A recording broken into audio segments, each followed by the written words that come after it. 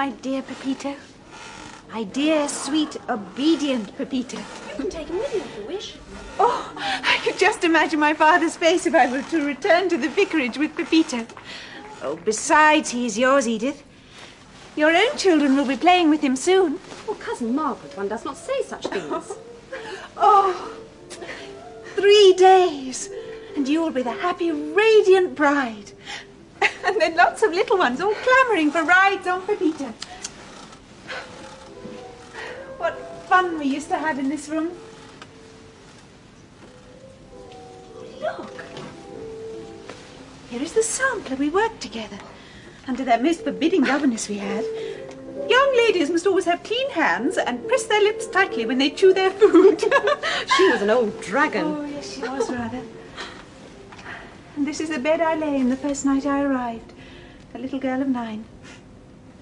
I sobbed and sobbed all night. I tried desperately not to wake you with my sobs. You lay here, remember? You have not regretted it? Regretted being my companion? What?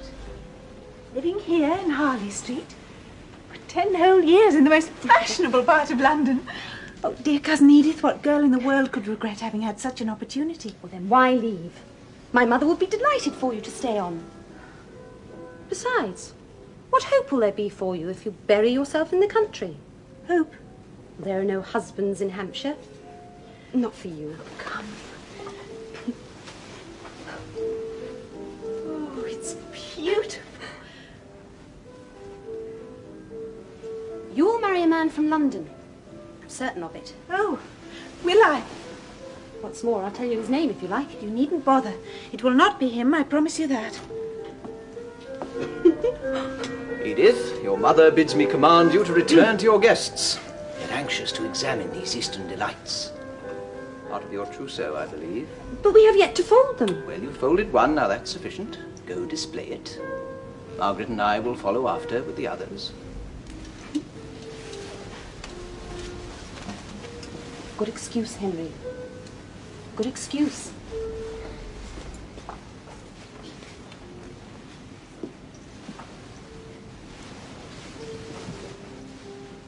You're returning to Hampshire, then? To Helston? Yes. Why? Everyone asks me why. Well, Well, is it so absurd a thing to want to live away from London for a while? you say for a while. You'll return. Perhaps one day. When? Henry, you've become rather importunate. Margaret, I have good reason. You must have guessed at my feelings for you. Henry, please. I have never thought of you but as a friend. Pray let us keep it so. Forgive me. Why, Margaret? Why? I rack my brains continually. Knowing all that London has to offer you, why should you wish to bury yourself in the country? Oh, life may be fuller and richer elsewhere. Elsewhere, Margaret, there is no place for you but London. Oh, if you could only see the village green and the church, and the country cottages and the gardens. And besides, Yes? I want to have a better acquaintance of my parents. Their humiliation must cease. What humiliation, pray?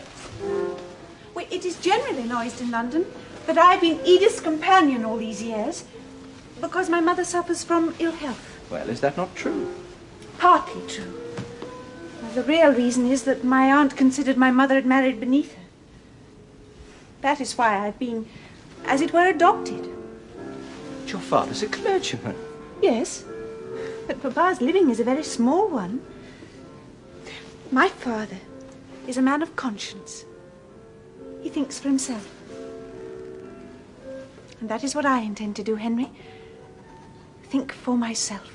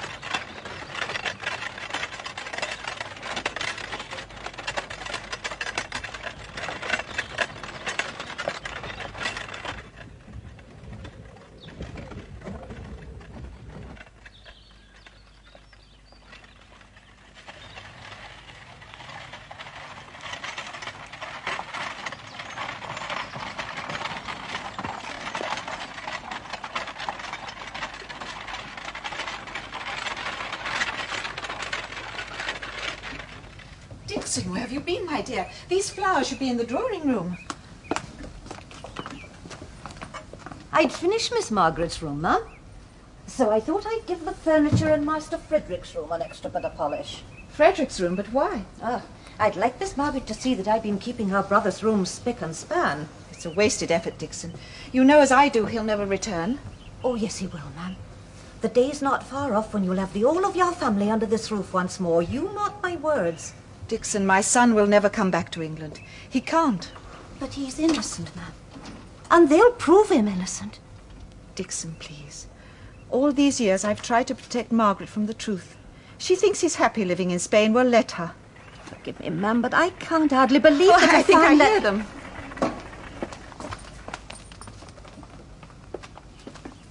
Charlotte, Miss Margaret's here. Hello, me, Mum.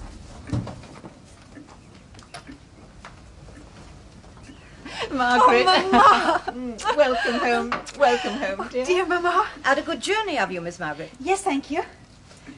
How are you, Dixon? All the better for seeing you back with the family, miss. As I said to the mistress Gaddon about Thank you, London's Dixon. Thank you. Yes. Come along upstairs, dear. Your room's all ready. Thank you, Mama. Dixon, has The countryside is... has the postman called? There's a letter on the mantelpiece, sir.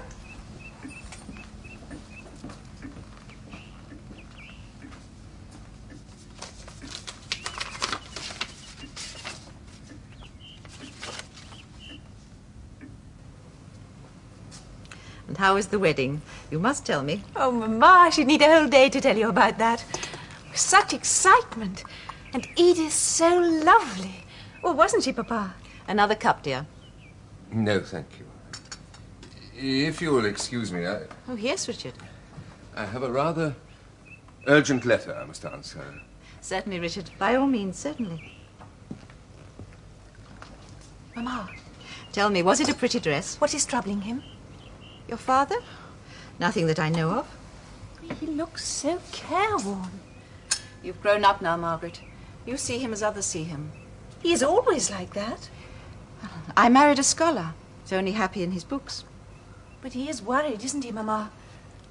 Well, I sometimes think your father enjoys worrying. Oh, Mama, no. Well, it's only a small parish. He should be able to cope. Well, I shall help him. Help him. Yes, he readily commands people's help. Everyone is sorry for your father. Oh, I shall enjoy helping him, Mama. After London, I want a useful life. Are your shoulders broad enough? If you once start helping him, it'll never stop. That's something that I've discovered. Oh, but it's not, Papa, exactly. It's the cares of the parish. Visiting the old people, reading to them. Well, perhaps even teaching in the school. Sacrifice your life to charitable works.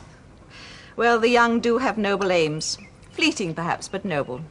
I seek the alternative to London society, Mama. And what's that? No veneer. No pretense. The core of things. The heart. The truth. How like your father you are. Oh, in London it is always driving in carriages instead of walking. Oh, how I long to use my own 2 feet. I shall tramp through the woods and across the common, the warm, scented air against my cheeks. And what a delight it will be simply to stand and gaze. Gaze at what? Oh, everything, Mama, everything. The wild, free, living creatures as they bask and revel in the sunshine. Margaret. Yes. Well, I should warn you. We do have a dreadful lot of rain in the district. Oh, Mama, what a thing to say. Well, it's true. Besides, a young girl of your age should have other interests. Indeed. And now that you're home, I must tell your father that we must associate more with the Gormans. Why the Gormans? Well, they do have a son. Mama, I do not want to know the Gormans, father, mother, nor son. But they're very well respected in the neighbourhood. They made their fortune in trade, did they not? They are coach builders. Well, those are the very people I do not want to mix with. But who will you have as friends now that you're home? Oh, the village is full of them, Mama. Oh? Cottagers, labourers. Well, ordinary simple people who are part of it all. Those are the friends I want. They are? Yes. Because I want to be part of it all, too. But don't you see? That is why I am here.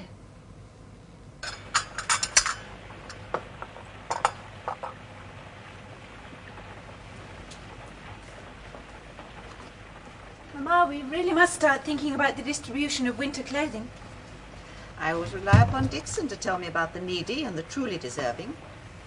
But if you wish, I'll consult her now, while it's fresh on our minds. Thank you, Mamma.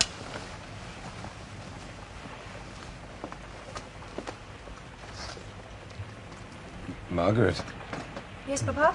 is it of immediate consequence, that tapestry that you're doing? I would like to speak to you in the study.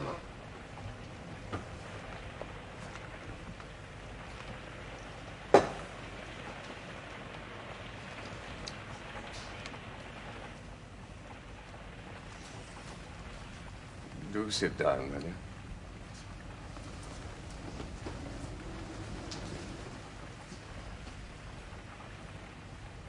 Well? My mind is made up. I'm resolved. I'm leaving the ministry. Papa.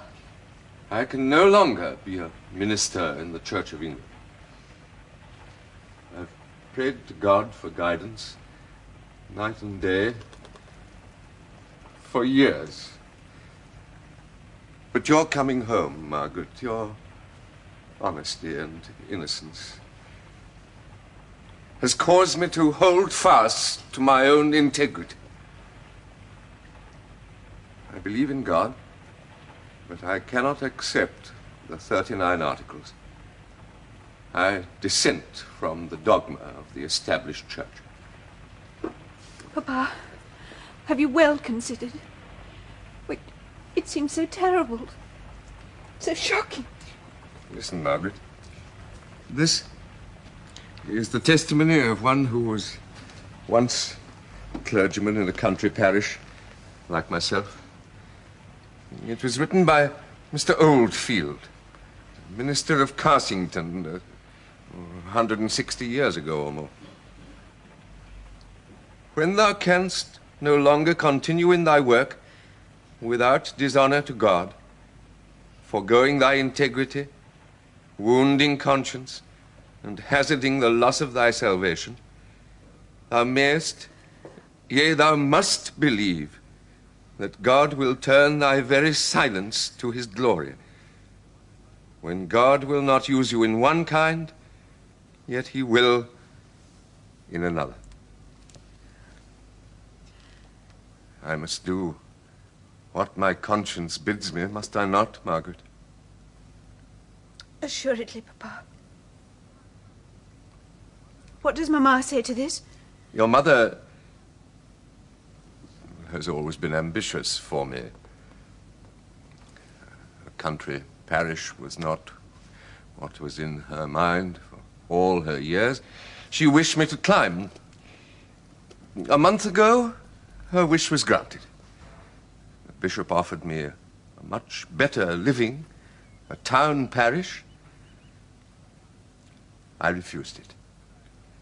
Poor Mamma. Had I accepted, I would have had to make a fresh declaration of my conformity. I would have had to declare again my belief in the whole of the liturgy, and I do not. I cannot. Have you acquainted the bishop with all this? He has been most kind. He has tried many arguments which I have applied to myself with no avail. On Sunday, I preach my farewell sermon. Next Sunday? But what does Mamma say to this? She does not know. Not know? You have not told her? I'm a coward, Margaret. But you must be told. She must. She must. I would like you to help me to tell her. The idea of her distress fills me with dread. I shall be out tomorrow saying farewell to the parish. Perhaps then. It is a painful thing, but she must be told. But let us have everything clear. What is going to happen to us? Where shall we go? Where shall we live? I have been in correspondence with your godfather, with Mr. Bell. He has helped me throughout my life, ever since my days at Oxford, when I studied under him. He suggests that we should take up residence in Milton. Milton? He knows the place well. He was born there. Milton, the town in the north? Yes, Margaret. A manufacturing town? Yes. But why? Why there? Mr. Bell owns a great deal of property there, tenements and houses and factories. He rarely sees them, but he is bound to keep up his connections. He assures me there's a very good opening for a private tutor there. A private tutor? I must earn food for the family, Margaret. The small income I have is not enough. Not nearly enough. But in Milton, of all places. But what in the world do manufacturers want with the classics? They are the accomplishments of gentlemen. But Mr. Bell tells me there are many who are conscious of their deficiencies and willing to learn. Dear Papa. I have one pupil already. Oh? Mr. Bell has recommended me to a tenant of his, Mr. Thornton, a most intelligent man. Have you met him? No, of course not. You will probably find he is some very pretentious nobody. When do we leave? In a fortnight. A fortnight? Not exactly to the day. Nothing is fixed. But something must be fixed. Oh, poor Mama. To know nothing about it. But what does he mean, doubts? He knows better than the church, is that it? Can't the bishop do anything to change his mind? I'm afraid not. It is all settled. He is going to leave Helston in a fortnight. A fortnight? Oh, no, that's not right. I call that very unfeeling. Oh, how could he? It is his conscience, Mamma. No, it's not his conscience, it's him. Mamma! Forgive me. He is the man I married, and I love him. But how different all this is from what I expected. I had hopes of a cathedral cloister, you know. Such a gentle life as a cathedral cloister. And there's society there. You love society, don't you, Mamma? I was born in it. I lived in the middle of society once. And now the very last door will be closed against me. Oh, Mamma! But it's true, Margaret. If your father leaves the church, we shall not be admitted into society anywhere. A private tutor to cotton spinners. Oh, how we have come down. If only it were Oxford, teaching young gentlemen who have difficulty with their examinations. He is a dissenter, Mamma. A dissenter? Yes. Well, he would do no good at Oxford. Well, now. Well. Oh, this furniture. How in the world are we going to manage the removal? I've never removed in my life, and only a fortnight to think about it. Oh, Margaret, such haste, such haste.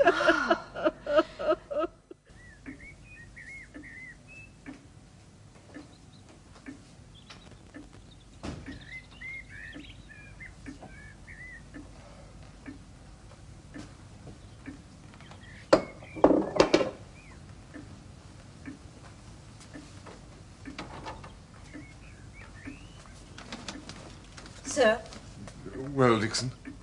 I think you should go straight away to your women folks, sir. Oh? They're deeply distressed, sir. They want your comforts. Thank you, Dixon.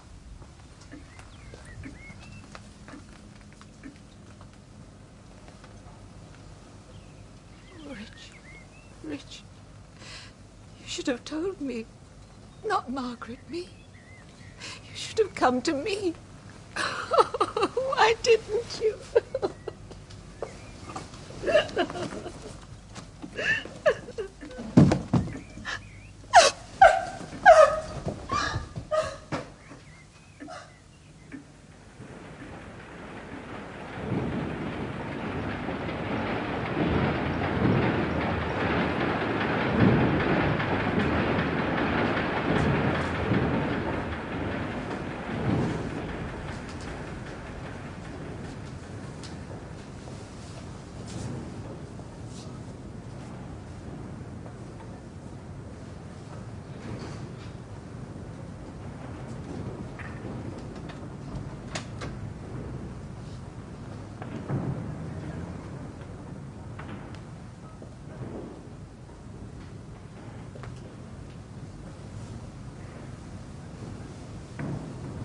My name is Thornton. John Thornton. I'm looking for Mr. Hale. I'm Margaret Hale. How do you do? Mr. Hale's daughter. Yes? Welcome to Milton. Thank you. I'm sure my father will not be a moment. He is just taking a last look at the rooms upstairs.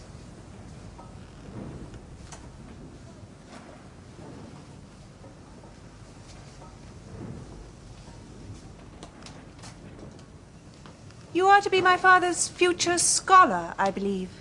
Yes. I hope so. Papa, this is Mr. Thornton.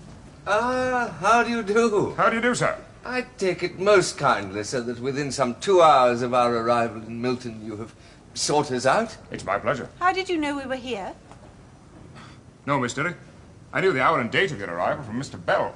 Since he told me you were looking for a dwelling, I went to the estate agents to discover what properties you might be viewing. How shrewd of you, Mr. Thornton. Not shrewd. It was the obvious thing to do. Have you chosen a house? Well, Since a choice has to be made, we have chosen this one. The aspect is squalid and dirty. But it is the best we can find. With all respect, Miss Hale, the dirt and grime of our chimney stacks keeps the country's industry forever flowing. you will, of course, take luncheon with us at the hotel. My excuse is, sir, today's a market day. There's a lot of raw cotton. A shipment from Liverpool comes under the hammer in half an hour. You trade in cotton. I'm a textile manufacturer. How very civil of you, sir, to sacrifice your time to us. Not at all, sir. It's not altogether generosity on my part. I'm a businessman. You have something I want. What is that, I pray you? An education. I wish to appropriate the very best of leisured learning. I wish to master Greek before I perfect my Latin, and, with your acceptance, sir, I should like to go through Homer's Iliad with you and then move on to Plato's Republic. Excellent. Well, Greek it shall be, then. Now, if there's anything I can do to assist you in settling down with us, don't refrain from mentioning it. Thank you, sir. Now, I request your permission to take my leave of you. Good day, Miss Hale. Good day, Mr. Thornton.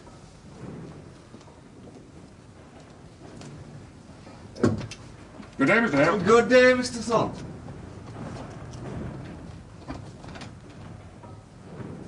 Delightful man. Surely a study of Homer and Plato is somewhat advanced. Do not conjugations and declensions come first? Not with Mr. Thornton. Until the age of 15, he attended a school. He did? How much do you know about him? Only what Mr. Bell has told me in his letters. And what is that? At the age of 15, Mr. Thornton was left to support his mother and sister alone. His father had speculated wildly, had gambled with other people's money and lost. He took his own life. According to Mr. Bell, young Thornton was removed from the school and found employment in a draper's shop, and he was paid 15 shillings a week. And of that sum, 3 shillings was set aside as savings, and a similar amount was used to pay off his father's debts. Well, one wonders how they lived. And yet now he is a manufacturer. Self-help, Margaret. Self-help. But there is certainly a power and a resolution in his face. I should never wish to cross swords with a man of Mr. Thornton's temperament. Well, one thing at least is certain.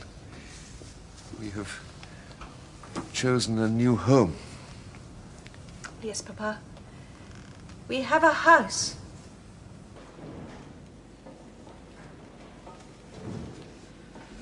Oh, this fog.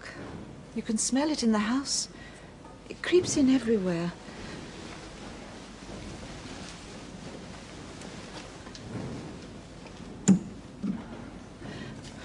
Margaret, do this catch for me. If we don't keep the windows tightly shut, we shall be choked. Richard. Richard, how are we to spend the rest of our lives here? These last few weeks have been the worst part of the year, my dear. The spring will be here presently, and with the sun, the fogs will disperse. Is there ever any sun in Milton?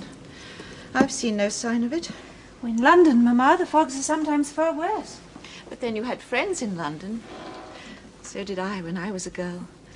gay social evenings that could shut out any fog. But here we are quite desolate. I took the liberty of lighting the lamps, ma'am.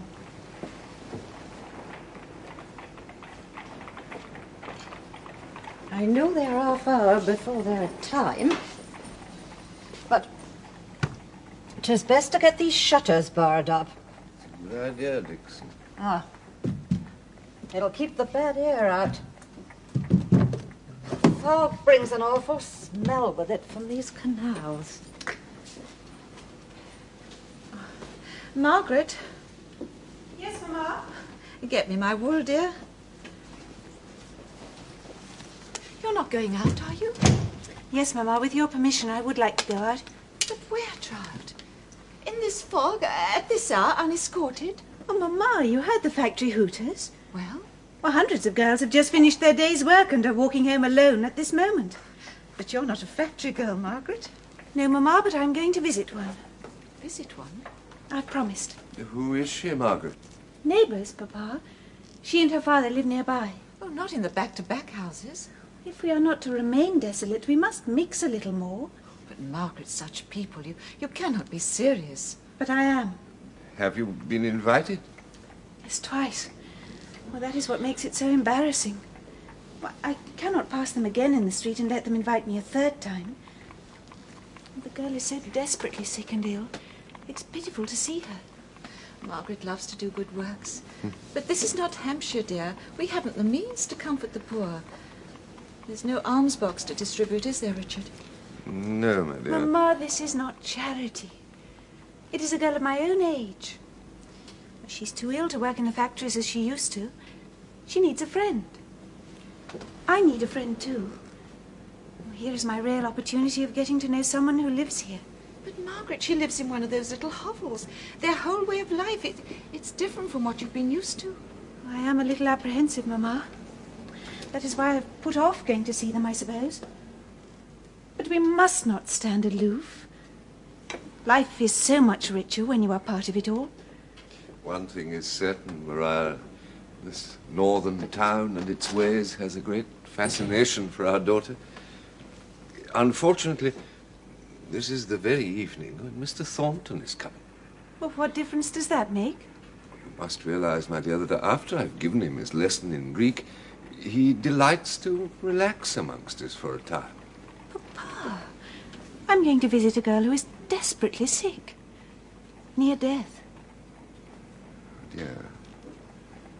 Yes, I see. I shall be back before you finish your lesson with Mr. Thornton. Please, Papa. Very well, my dear.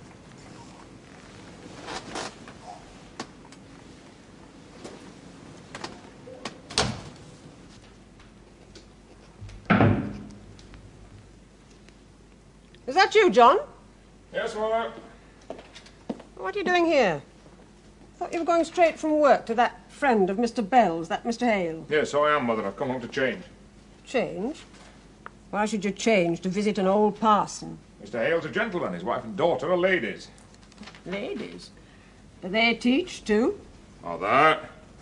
Take care you don't get caught by a penniless girl, John. I'm not easily caught, as you know. Mother, you amuse me. Oh? Miss Hale chase after me. She's like a queen, and I an unwashed lackey. Gives herself airs and graces, you mean? No, nothing assumed. Nothing pretentious. A true lady. A true lady.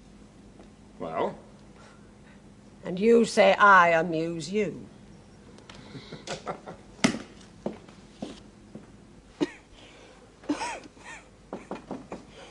Who's that? Come in.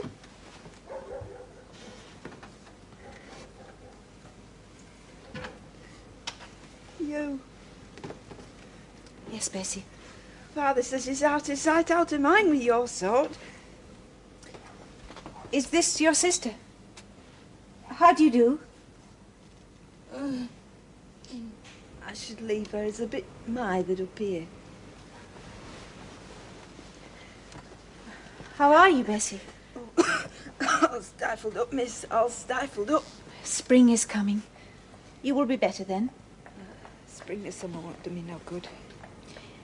But I shall have good weather where I'm going to, miss. And there'll be flowers, and amaranths, a tree of life. Shall soon be in heaven, miss. I shall be standing before the Lamb, arrayed in white robes. Revelations chapter 7. Know it, you? Yes. It shall hunger no more, neither thirst any more, neither shall the sun lighten them, nor any heat. And God shall wipe away all tears. All tears. Oh, why does God keep me waiting? Why won't he let me join him now? Oh, Bessie dear, you must try not to be impatient. God gave you your life. I'll not have my wench preached at. Good evening, Mr. Higgins. I'll not have her preached at. There's bad enough of your golden gates and your precious stones, without any more methody fancy stuff down her. If that's what you can come for, you can go. They don't. Poor wench, I'm loath to vex, I am. But a man won't speak out for the truth. Leave religion and set to work putting to rights what you see and know. That's my creed. Father, I want you with me in the city of God. I should be marked with sorrow if you're not following after. Father... Mary, leave that kid a cup of water. You're all right, love. You're all right. It'll be over in a minute. Her ain't spit blood this time. That's a blessing. Oh, how long has she been like this, Mr. Higgins? Oh, her grade will last once upon a time. But I let her go into the carding room, see? The carding room? Well, I should never have let her, but her mother was alive then. We needed the money. It were my fault in a way. I bought books in them days. Bought books, went to lectures, all money. And all the time this was happening to her. I wanted to go in the carding room. You don't put me there. I begged you to let me go. I could have stopped you. I don't want the other wenches to think me nashing soft. Here, soap this, love.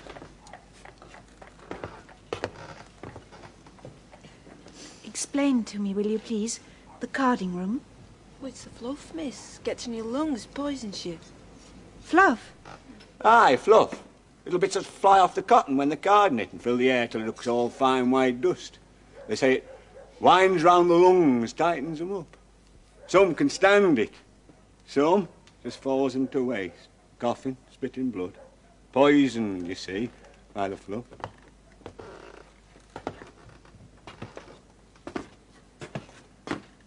Now you knows, miss, don't you? 19 years age, she is. Now you knows. Ian Aristuine, kai Pyracon, Eminai Alois. And how would you translate that, Mr. Thornton? See. Always aim at the highest honours and surpass all those around you. Noble sentiments, aren't they? Noble? Oh, yes, here we have Hippolocus telling his son Glaucus he must never forget he is a high-born aristocrat, superior to all others. If I may say so, Mr. Hale, coming from the south with aristocratic connections yourself, you'd be bound to give the lines that interpretation. What other interpretation is there? You see, to my mind, Homer's exhortation is to any man, those from the north of England, let him own them. He wants them to use their brains and their talents in a competitive way, to rise above the common multitude. It's got nothing to do with aristocracy. He's saying those who can battle the hardest and have got the wit to do it deserve the best positions in society. He's got a message for today, as Homer. Nevertheless, Mr. Thornton, I must insist that Homer is here talking about the aristocratic warrior ideal. Think so? Oh, yes.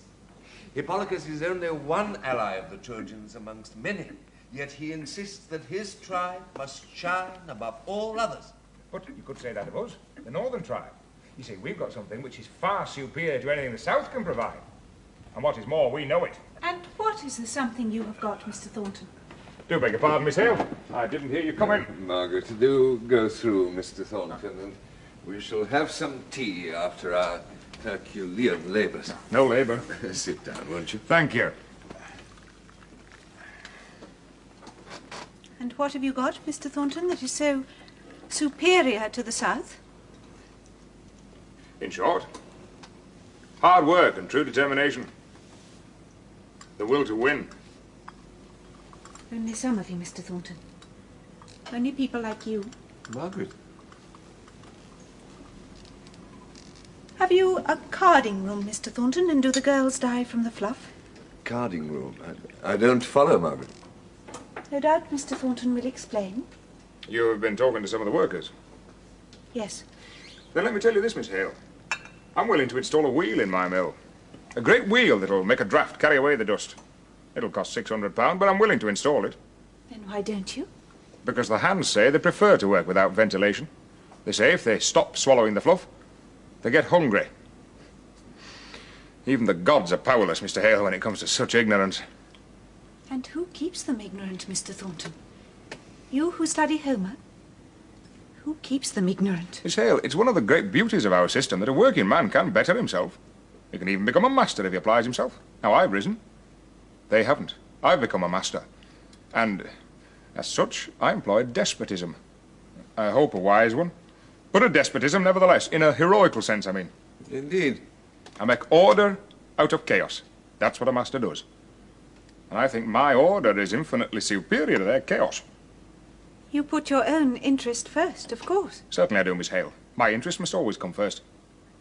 It's got to, because upon my survival depends theirs.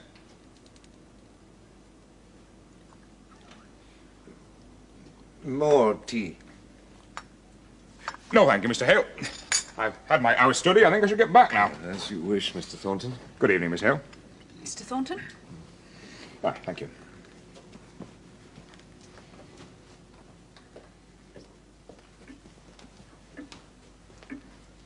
Don't bother to show me out. Good night, Mr. Hale.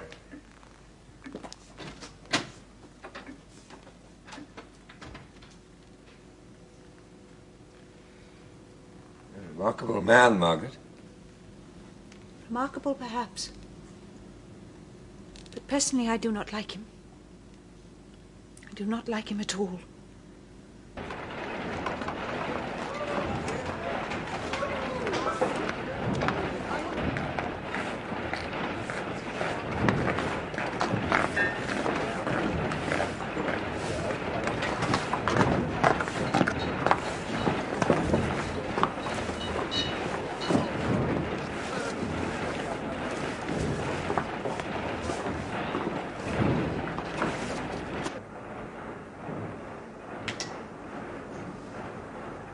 John, I want a word with you. Yes, Mother? You've been keeping something from me. There's trouble, isn't there? Only I wish I hadn't got it from Mr. Amper. I wish I'd been told it straight by my son. What has Amper told you? They're downing tools at his works unless he gives them another 5%. Yes. Fool, Amper. He's let the union get hold of his factory. What's happening here? If there's a strike, it'll be general. What, here as well? Aye. So you've let union men creep into your mill, then, have you? The union's a growing force, Mother. Growing disease, more like. You haven't been watchful enough, John. I can't know the ins and outs of every man I employ. Well, you should. It's the only way to keep them in their place. But still, when the cat's away, the mice will play, isn't that so? Oh, what do you mean by that? Well, I'm your mother. And I've a right to say it. You've been frittering away your time. Oh, you think so, do you? I do. Never forget this, John. Masters and men in these parts, they come from the same stock and they speak the same language. It's when the master starts thinking he's got different breeding, cuts himself off, that's when your trouble starts. Oh, and I'm guilty of that, am I? Well, aren't you? Ever since you met these Hales, you've gone soft. Oh, I knew the Hales would come into it somewhere. You know, Mother, you've got a grudge. That's the trouble with you. Me? A grudge? Don't I hardly know them. Exactly. Because you hardly know them, you've got a grudge. The strangers, they don't speak the same as we do. You can't bear anybody being different from us, can you, Mother? All I know is it makes me wild to see you falling for them. Southerners. London people. Cut glass, with nothing in the bottles. Pig's fry and fancy curtains, that's what they are. Mother, you're prejudiced for no reason. I've got reason enough, don't you worry. Won't have you snared by that daughter of theirs. A gal who hasn't got two halfpennies to rub together. Now, we come to it. Aye, we do. Very well. I go to that house for the sole purpose of studying the classics. Her father is a scholar. I could say something about that, too. Greek and Latin are all very well for men who loiter away their lives in colleges. Idlers. Well, you're not an idler, John. So don't lose your senses. Just because you met one of those London-bred, hoity-toity young women for the first time. Mother, I've told you she doesn't come into it. In any case, the girl despises me. Because you're beneath her, I suppose. No, nothing like that. She's not stuck up. Refinement comes naturally to her. No truth to tell. She thinks we're the ones who are stuck up. She prefers my hands out there to me. Do you know who's the best friend she's made since she's been here? Who? A girl I had working in my own carding room, 8 shillings a week. Now, I tell you what, if there is a strike, I know which side Miss Hay will be on, and it won't be ours. So, we are split then. Masters and men. That you'll own. Aye, I'll own. What will you do about it? Fight back. How? Call a meeting of my fellow manufacturers. For what purpose? Wreck the union. Now you're talking sensibly, my son. It's got to be done. You're a leader. All eyes look to you, so lead them. Aye. Oh, Miss, you've been out picking them for me, special. Oh, I enjoyed searching for them. What are they called? Name them for me like you always do. Those are the daisies, as you know. And the primroses. Oh, but what's this? That's wild violet. How comes it you know so much of the country, miss? I thought as how you come from London. That's all houses. Oh, I lived in London for some years, but my home is in Hampshire. Is that the country? Hampshire? Yes, Bessie. Tell me about it. 'Cause a lot of countryside and trees and such like round the city of God, you know. Is there? Oh, aye. Bible don't tell her no chimney stacks and no steam pumps. It's all crystal streams, and high mountains, and milk, and honey, and the waters alive. Tell me about the country. Where's me rag?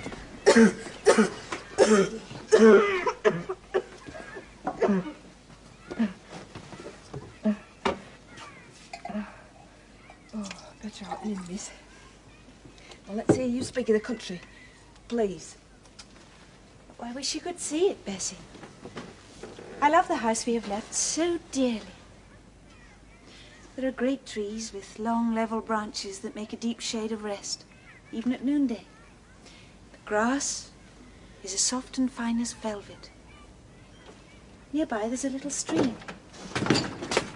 Margaret, Good evening, Mr. Higgins. heard the news, have you? What news? There's Vic and Tranklements. I beg your pardon? Me tools, wench, me tools. We'm out.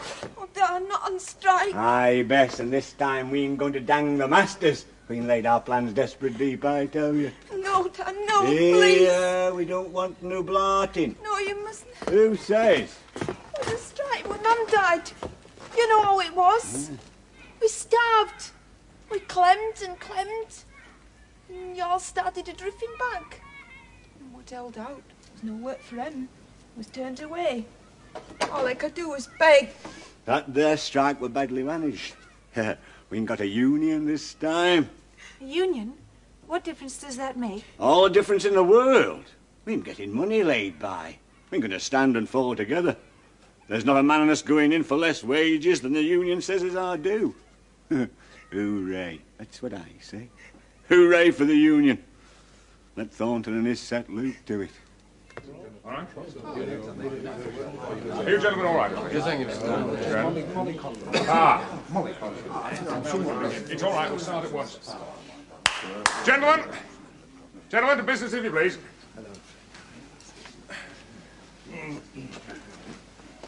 Now, gentlemen, as you'll recall, at the time of the last strike, some 2 years ago, we, the principal manufacturers of Milton, agreed that if we should ever be faced again with a similar situation, we should take concerted action to punish the lawless and to protect the interests of our various businesses. Now, we hoped against hope that such a situation would not arise. However, here we are. The workers have withdrawn their labour, the mills are at a standstill. However, we have contingency plans.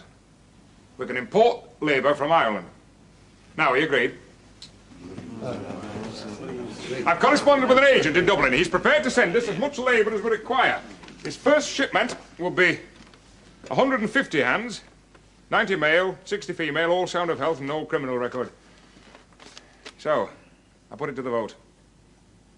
Do we accept the shipment?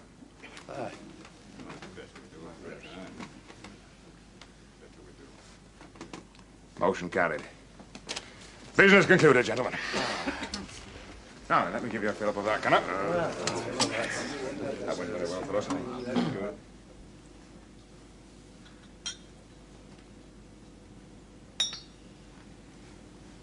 The news is dreadful, Margaret. I know. My pupil, Mr. Thornton, tells me that he is importing Irish labour into the town. To crush the strike? Not only that, he has the support of the military. There may be bloodshed. How well Mr. Thornton lays his plans. Oh, may God forgive me that I ever brought you to this place. I have no regrets, Papa. I'm glad I'm here. By God's guidance, I'm confronting real life. You mustn't get involved, Margaret. But I am involved. On which side? The side of humanity, Papa.